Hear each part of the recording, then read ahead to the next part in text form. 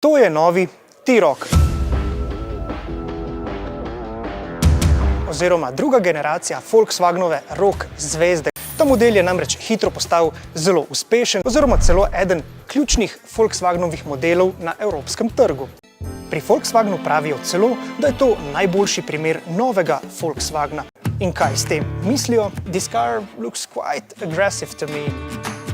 Because it's an R-line, it should be sporty, but I think we have here also a nice contrast between friendly and sporty face. I mean, it's kind of smiling slightly, but of course it's like crossing this dynamic body color wings, and this is for us kind of good mix between really sporty feeling but not too aggressive, kind of friendly, sporty Volkswagen face.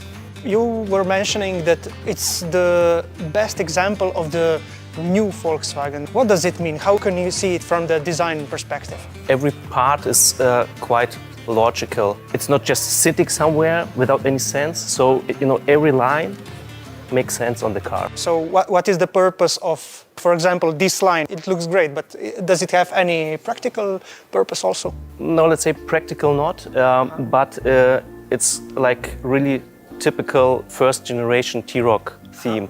So we have also on the first generation this kind of theme, but of course we sharpen it on the new one even more and put it even more logical to the car. But of course some design themes are also practical. For example, this line here, it helped us also to improve the aerodynamic. So this line... Exactly. We have also the chance then to improve the aerodynamic and get the car even more efficient.